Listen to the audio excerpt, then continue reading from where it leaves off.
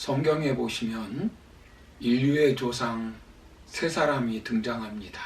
첫 번째는 인류의 최초의 조상인 아담입니다. 둘째는 홍수로 모든 사람이 다 죽었을 때 유일하게 살아남은 노아와 그의 가족입니다.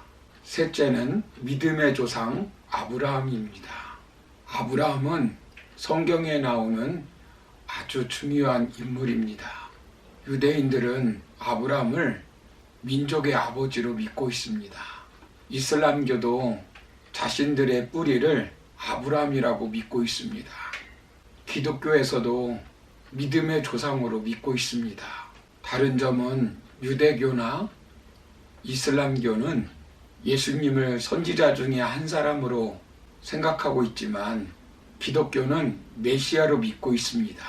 세계 인구의 거의 절반이 믿음의 조상이 아브라함이라고 믿고 있는 것입니다.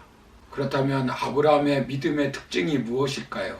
어제 우리가 살펴본 것은 첫 번째로 떠나도록 부르시는 하나님의 말씀에 순종하는 믿음이었다라고 말씀드렸습니다. 오늘 두 번째로 살펴볼 것은 이 땅을 나그네 인생으로 사는 믿음입니다. 본문 9절을 보시면 믿음으로 그가 이방의 땅에 있는 것 같이 약속의 땅에 거류하여 동일한 약속을 유업으로 함께 받은 이삭 및 야곱과 더불어 장막에 거하였으니 라고 말씀합니다. 여기서 강조하는 것은 거류하여 거주하였다는 말입니다. 약속의 땅에 갔지만 이방의 땅에 있는 것 같이 살았다는 것입니다. 이사갈 준비를 하면서 순례자로 살았다는 이야기입니다. 아브라함이 하나님께서 약속하신 땅 가나안 땅으로 순종하여 왔지만 그곳이 영구히 거할 곳으로 생각하지 않고 마치 이방 땅에 거하는 것처럼 약속의 땅에서 장막을 치고 살았다는 것입니다. 아브라함이 아내 사라가 죽었을 때 사라의 매장지 막벨라 굴을 구입하는 과정에서 헷 족속에게 자신을 창세기 23장 4절에서 이렇게 소개하고 있습니다. 나는 당신들 중에 나그네요 거류하는 자.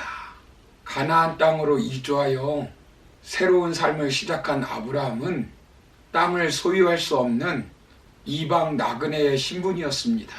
그렇다고 아브라함이 비굴하고 비참하게 살지 않았습니다. 하나님의 약속을 붙들고 당당하게 살았습니다. 헤브론 사람들이 아브라함을 가리켜서 창세기 23장 6절에서 이렇게 말씀합니다.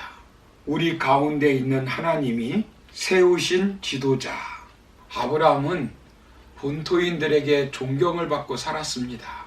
나그네라고 아무렇게나 산 것이 아닙니다. 세상에서 영향력을 끼치며 살았습니다. 그러나 처음부터 아브라함이 그렇게 산 것은 아닙니다. 하나님은 그에게 분명하게 약속하셨습니다. 창세기 12장 1절에서 고향, 친척, 아비집을 떠나 네게 보여줄 땅으로 가라고 말씀하셨습니다.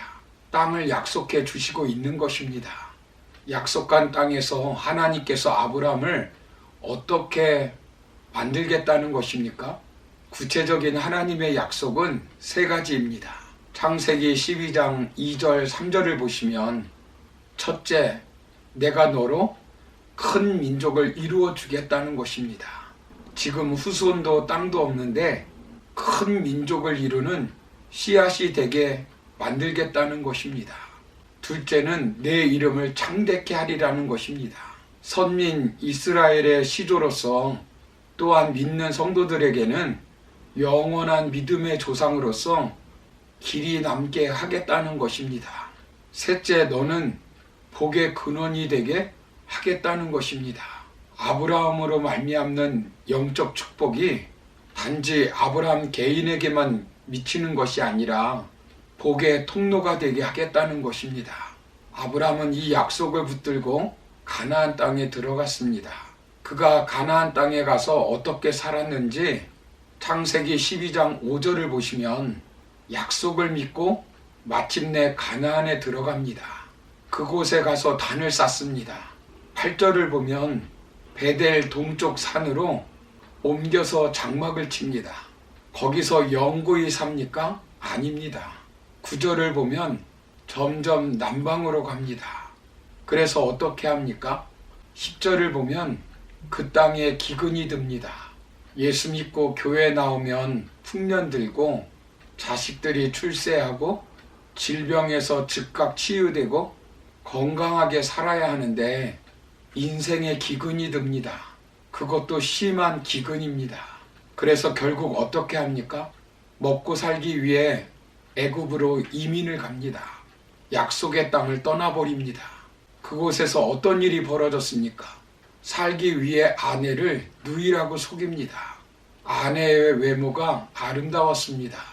당시 왕이 얼마든지 취할 수 있었기 때문에 아내라고 말하면 자신을 죽이고 아내를 빼앗아 갈 것 같습니다. 그래서 아내를 누이라고 속입니다. 바로가 궁전으로 사례를 불러들여 아내로 취하려고 합니다. 그러면 하나님의 언약은 이루어질 수가 없습니다. 하나님은 그날 바로와 그의 집에 재앙을 내립니다. 아브라함은 비겁했습니다. 요즘 말로 하면 자기 살겠다고 아내를 버린 것입니다. 그것도 성경에 2번이나 나옵니다. 이러한 아브라함을 훈련시켜 진정 나그네로 살게 만든 것입니다.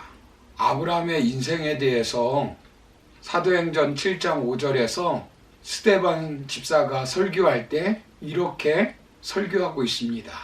그러나 여기서 발붙일 만한 땅도 유업으로 주지 아니하시고 다만 이 땅을 아직 자식도 없는 그와 그의 후손에게 소유로 주신다고 약속하셨으며 무엇을 말씀하고 있는 것입니까?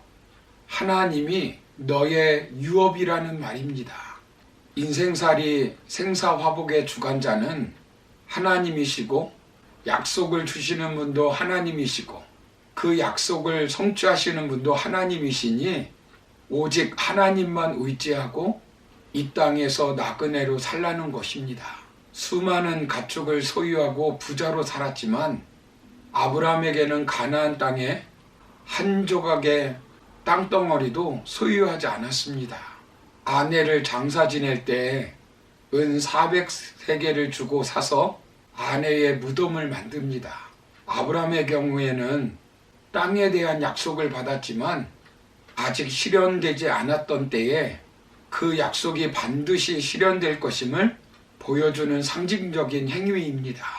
이 사실을 히브리서 11장 13절 14절에서 이렇게 말씀합니다.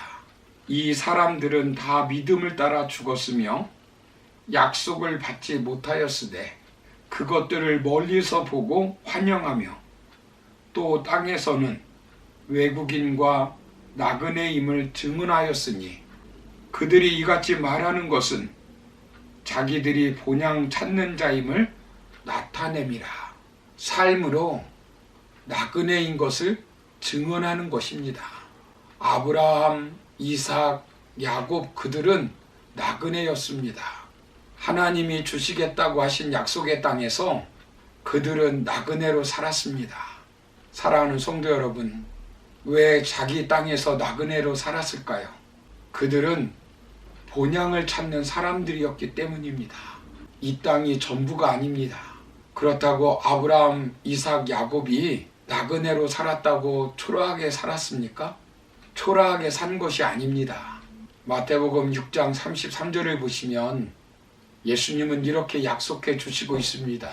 그런즉 너희는 먼저 그의 나라와 그의 의를 구하라. 그리하면 이 모든 것을 너희에게 더하시리라. 그러므로 우리는 이 땅에서 잠시 살다가는 나그네 인생임을 다시 한번 깨닫고 아브라함처럼 하나님의 말씀에 순종하여 복된 삶을 살아가기를 주님의 이름으로 축원합니다. 감사합니다.